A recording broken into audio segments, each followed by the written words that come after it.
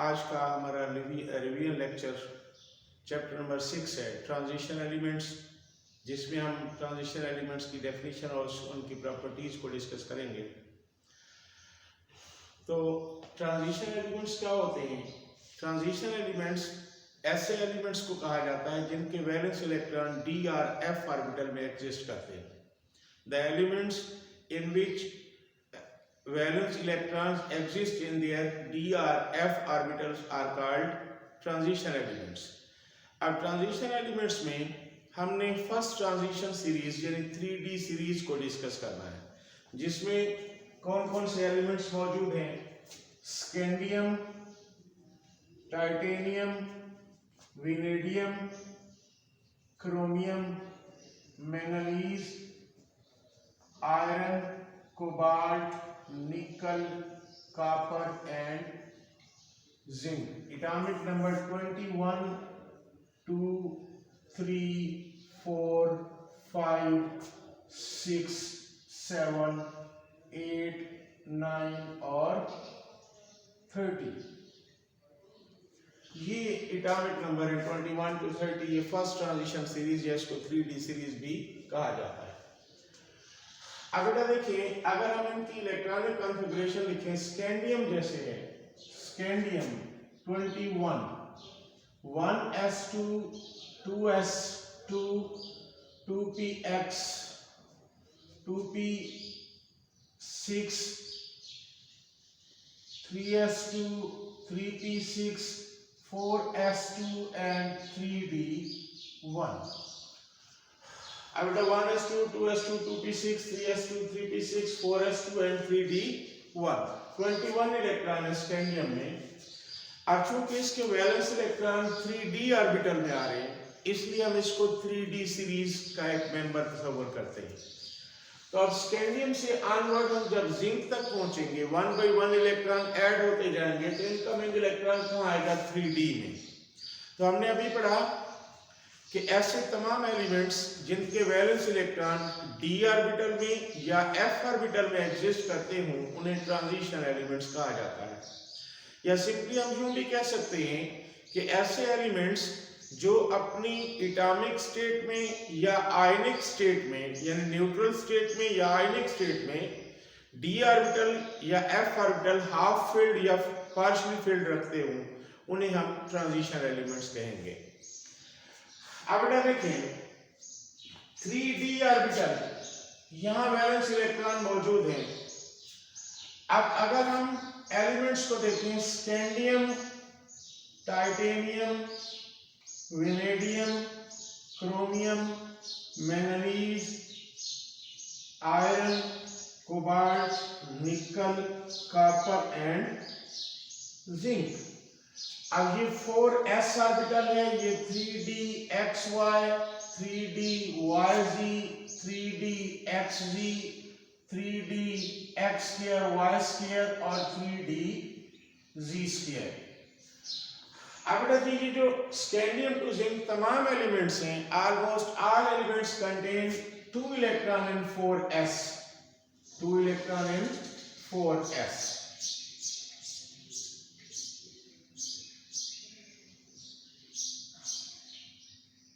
अब यहाँ पे 3dxyz, अब स्कैंडियम में d में 1 है, टाइटेनियम में d ऑर्बिटल में 2 इलेक्ट्रॉन है।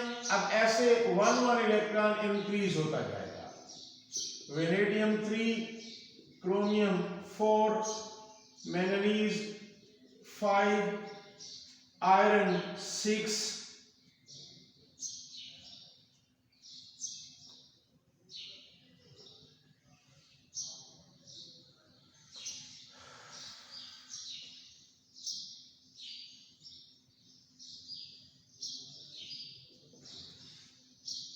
यहाँ पेयर बन जाएगा। कोबाल्ट में 27 इलेक्ट्रॉन्स हैं, 7 d ऑर्बिटल में होंगे, तो ये पेयरिंग स्टार्ट हो गई। ये 5 और निकल में ये 3 पेयर्स आ गए। कॉपर 29 था, 9 इलेक्ट्रॉन आएंगे d ऑर्बिटल में, ये पेयर बन गए। और ये zinc d orbital fully filled 10 electron होंगे। अब थोड़ा सा हम इलेक्ट्रॉनिक कॉन्फ़िगरेशन की स्टेबिलिटी को देखते हैं कि जहां क्रोमियम में 4s2 और 3d4 है, तो क्रोमियम के 4s में 1 इलेक्ट्रॉन और 3d में 5 होंगे। इसी तरह से कॉपर में भी 9, ये आपको ऑलरेडी बताया हुआ है कि ये पेयरिंग क्यों हो गई। ये इलेक्ट्रॉनिक कॉन्फ़िगरेशन में हमने ये पहले ही डिस्कस किया हुआ है कि क्रोमियम को 4s से इलेक्ट्रॉन 3d में शिफ्ट हो जाएगा और कॉपर में भी 4s से 3d में शिफ्ट हो जाएगा। तो ये एक स्टेबल कॉन्फ़िगरेशन है। अब हम इसी कॉन्फ़िगरेशन के लिहाज से तमाम तर प्रॉपर्टीज को डिस्कस करते हैं। सबसे पहली प्रॉपर्टी जो है वो है binding energy.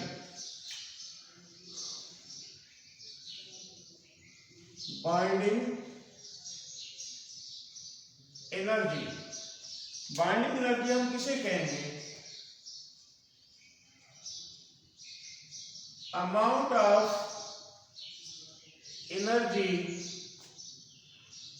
required to break all kind of attractive forces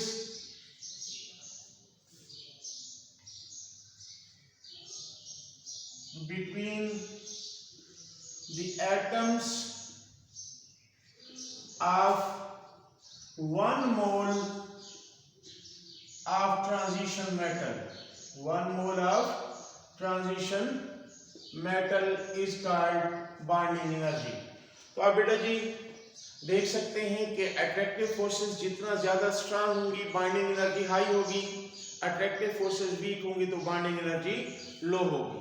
तो हम लोग कह सकते हैं कि बाइंडिंग एनर्जी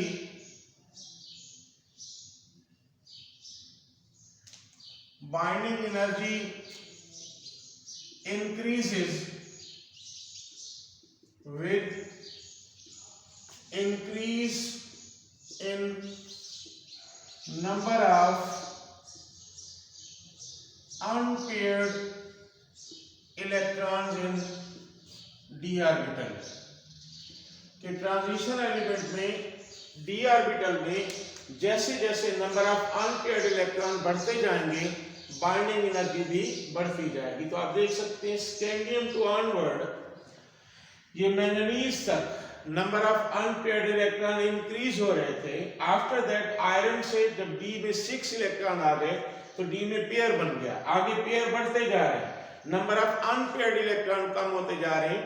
तो हम लोग कह सकते हैं कि जैसे जैसे नंबर ऑफ अनपेयर्ड इलेक्ट्रॉन पहले इंक्रीज हो रहे हैं तो बाइंडिंग एनर्जी भी इंक्रीज होगी, number of unpaired electron decrease होंगे तो बाइंडिंग एनर्जी भी डिक्रीज होगी। लिहाजा अब इस 3D सीरीज में या दूसरी 4D 5D सीरीज में left to right binding energy up to manganese increase होगी, मैंगनीज के बाद फिर बाइंडिंग एनर्जी डिक्रीज होना शुरू हो जाती है।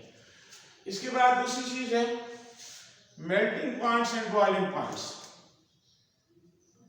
मेल्टिंग पॉइंट, अब बेटा मेल्टिंग पॉइंट उस टेम्परेचर को कहते हैं जिस पे कोई सॉलिड कंप्लीटली लिक्विड में चेंज हो जाए।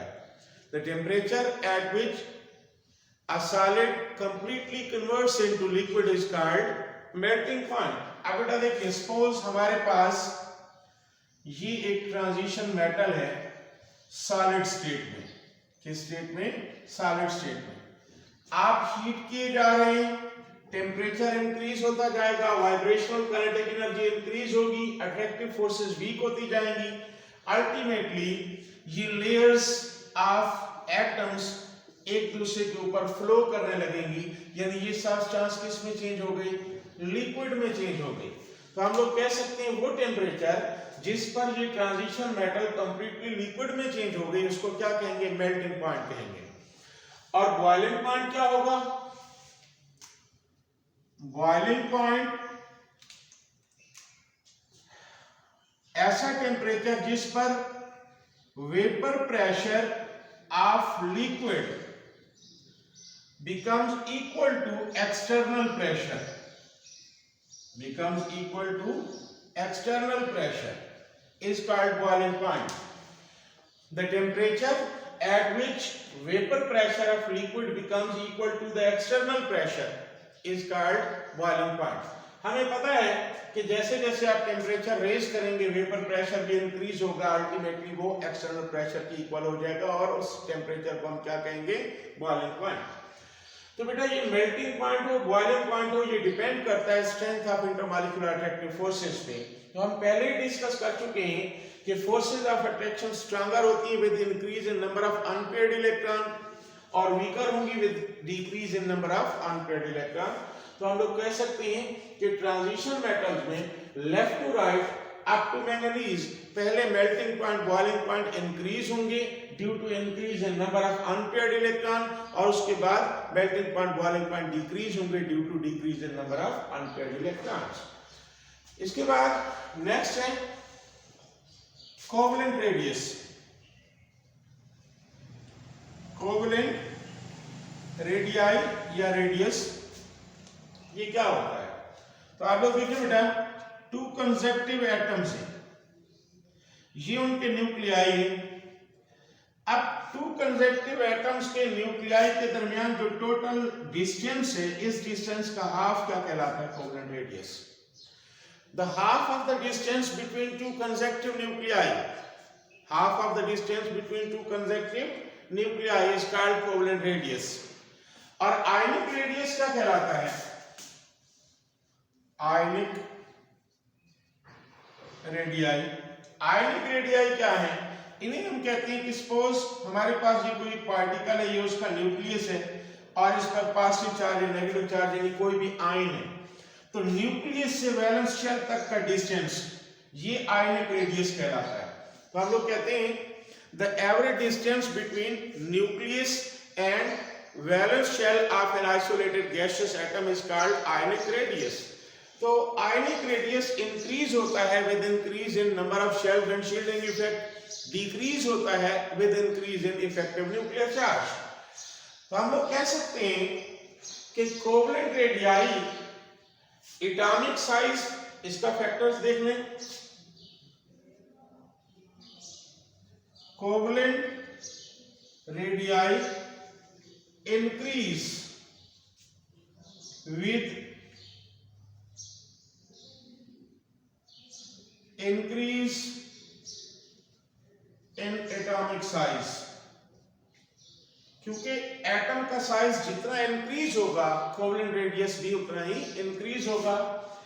और अब चूंकि इस ट्रांजिशन सीरीज में left to right atomic size में लिटिल बिट डिक्रीज आती है, इसलिए हम लोग कह सकते हैं कोवलेंट रेडियस भी स्मूथली इंक्रीज होगा, अपना डिक्रीज होगा लेफ्ट टू राइट। इसके बाद अगर आयनिक रेडियस की बात करें तो आयनिक रेडियस में ट्रेंड जो है एटॉमिक आयनिक रेडियस का वो कंटिन्यूअस नहीं होता, रेगुलर नहीं होता।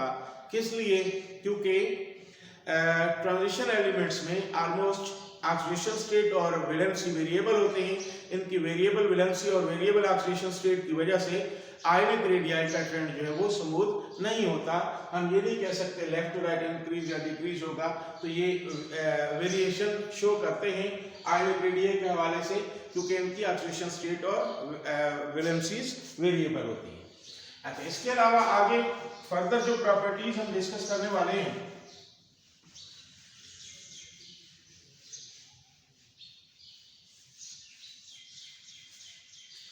उनमें मेल्टिंग पॉइंट बॉइलिंग पॉइंट के बाद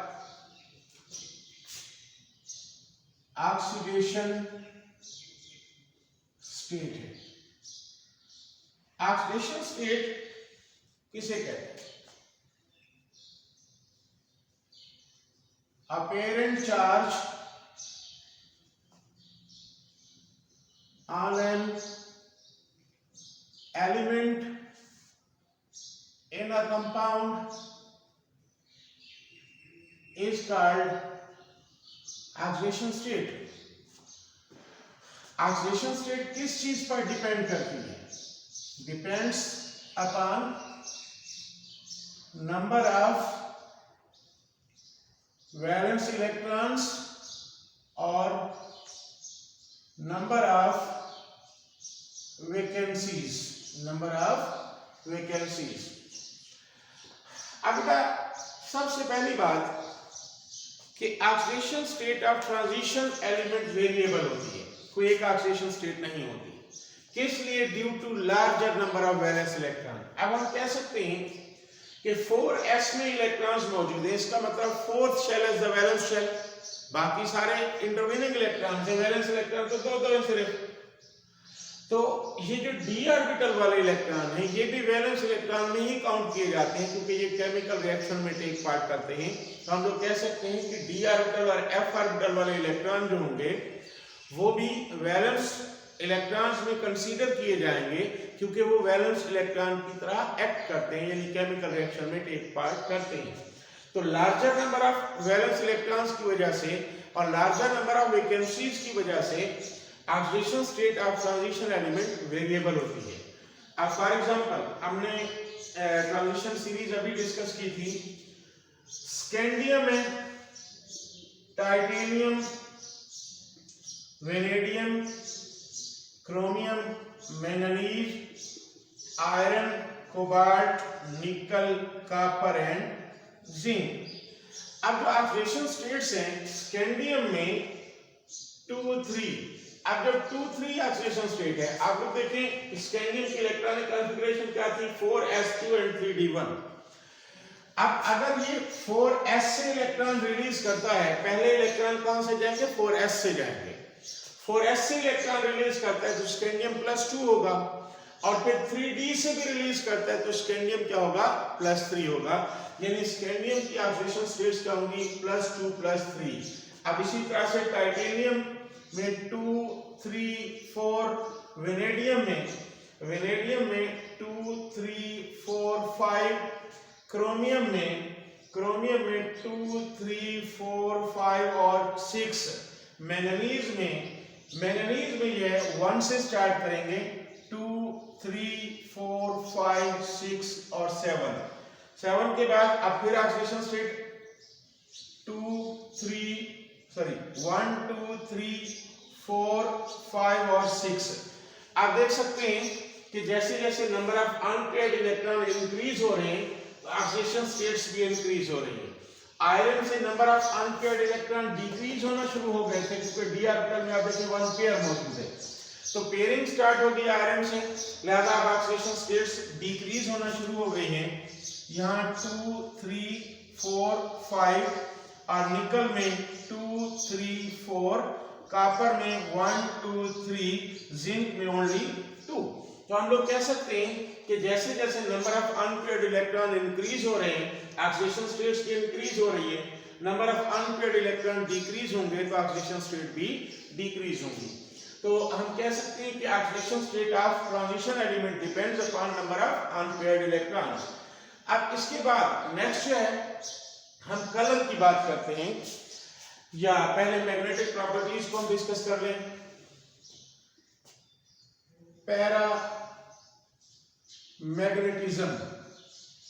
पैरामैग्नेटिज्म किसको कहते हैं? The substances which are weakly attracted by strong magnetic field are called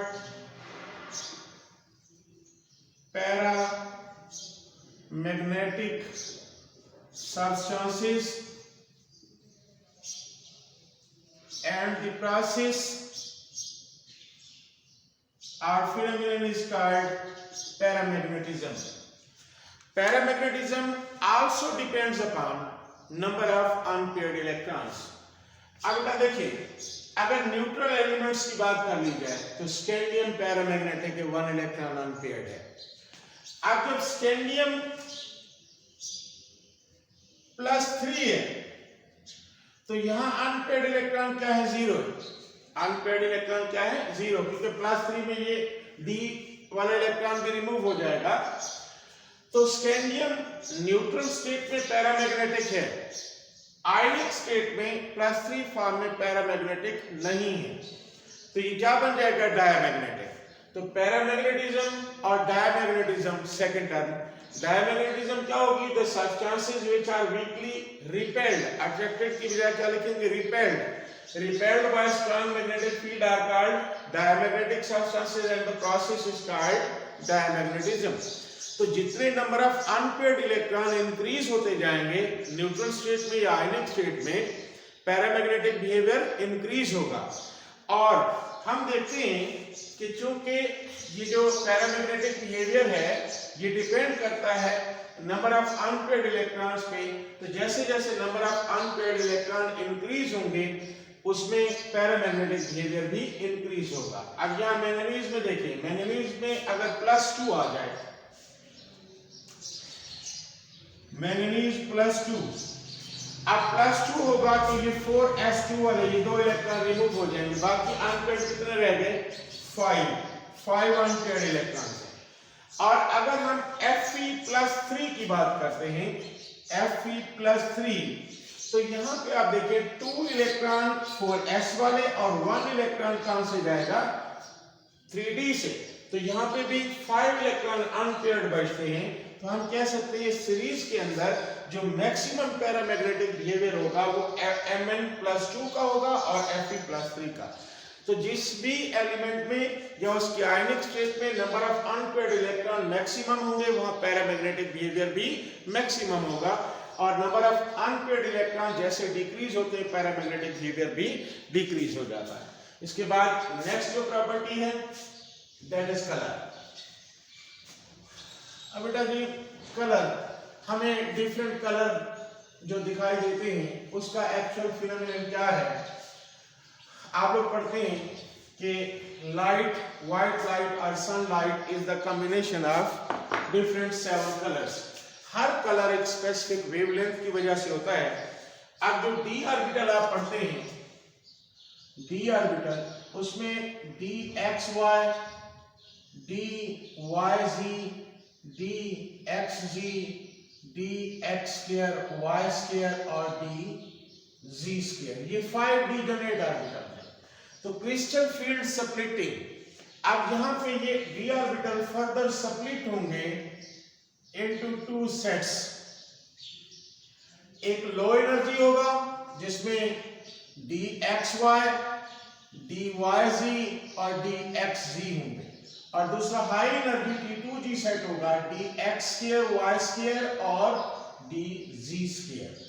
अब ये एक्चुअल लेवल ऑफ एनर्जी था, अब ये लोअर लेवल ऑफ एनर्जी, ये हायर लेवल। अब हम लोग देखते हैं कि अगर कोई भी एलिमेंट है उसमें electron lower level of energy पे मौजूद है।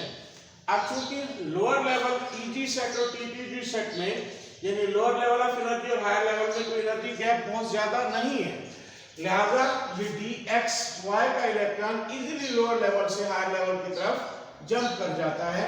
तो अब यहाँ हमारे पास हायर लेवल पे 2 ऑर्बिटल्स हैं, लोअर लेवल पे 3 ऑर्बिटल्स हैं। इलेक्ट्रॉन कहाँ जंप कर गया? हायर लेवल पे। ये एक्साइटेड स्टेट है इसकी।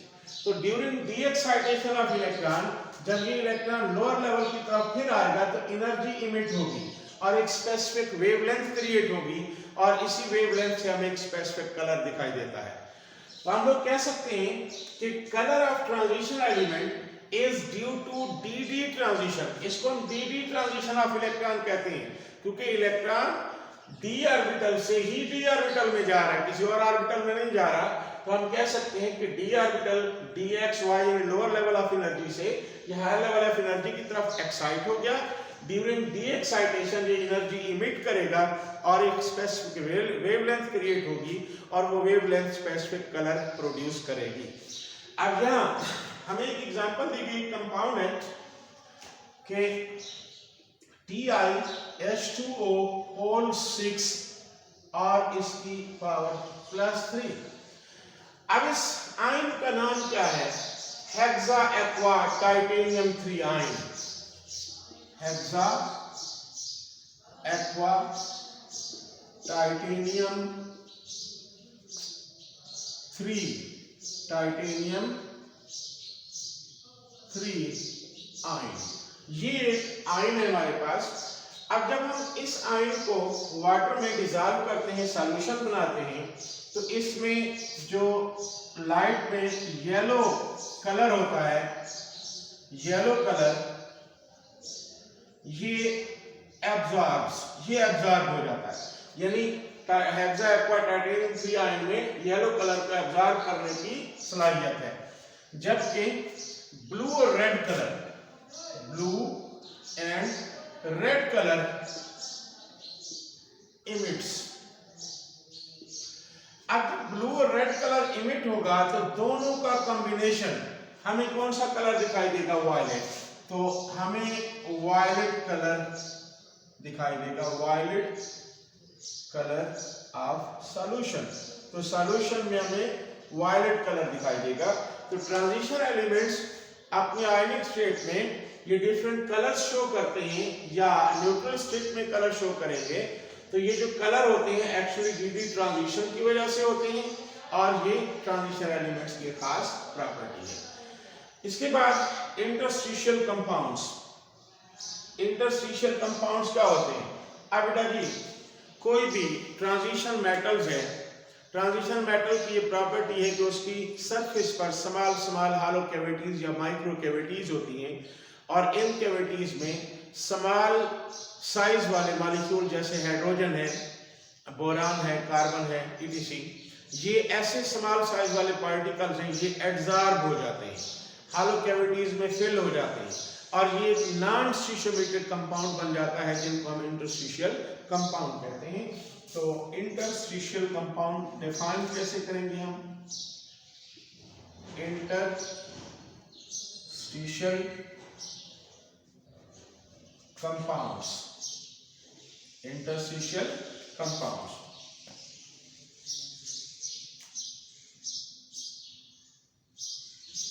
the non-stoichiometric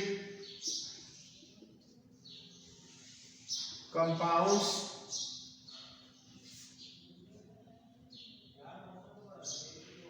which are formed when